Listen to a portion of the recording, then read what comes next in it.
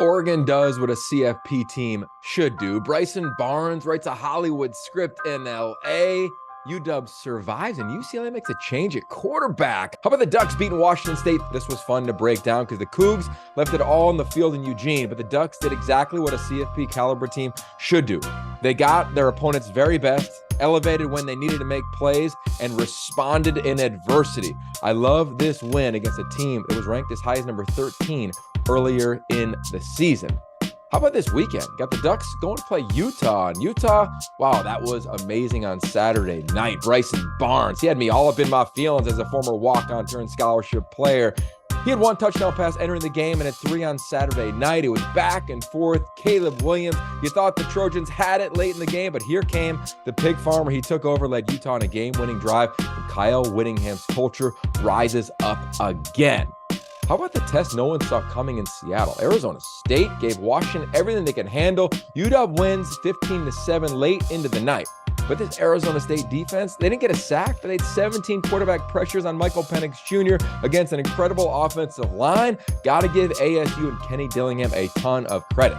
And in the nightcap, Ethan Garbers and the Bruins.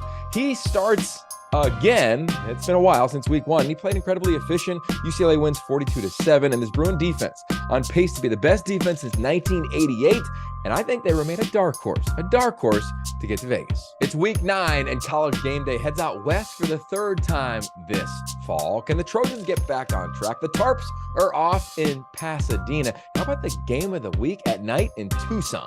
Number 8, Oregon at number 13, Utah on Fox. Doesn't this one just look like a title game? I think it's going to be incredible. It has it all. It's got the best offensive line in the Pac-12 in Oregon, the best defense in the Pac-12 in Utah. You got a Heisman quarterback against a former walk-on quarterback, and a two-way player in Sione Vaki who can literally do everything. I think this will be the most physical game of the season thus far, and the difference being Bo Nix and Bucky Irving, if they can dethrone the 2-time Pac-12 champs at Rice-Eccles. I'm going to be in Berkeley calling USC at Cal with our roadshow on Halloween weekend, which will probably be a story in and of itself. But the story here in LA is all about USC because the heat is on the Trojans. I'm curious to watch how they respond under Lincoln Riley, and they're going to face a top 20 rushing offense in Cal with an experienced offensive line and 2 talented running backs. This USC defense has struggled to stop the run. They have to do that to get a conference win. On offense, the Trojans just need to find some efficiency, and I think it starts with the run game. If they can run the football, they can play complementary football, and that will help out the reigning Heisman Trophy winner, Caleb Williams.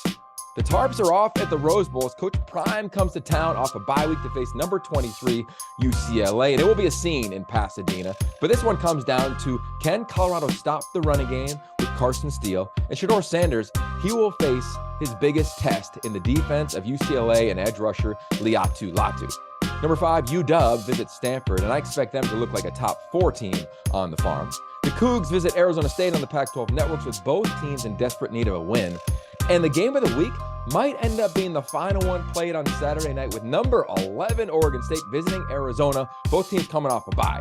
We don't know who's going to play quarterback for Jedfish and the Wildcats, but we do know that if they want to upset Oregon State, they must stop the run, because this run game and offensive line of Oregon State is impressive with DJ Uiagalelei. It's going to be fun. Can Jedfish get that first home signature win? And if so, DJ Scooter's going to be spinning till the sun comes up.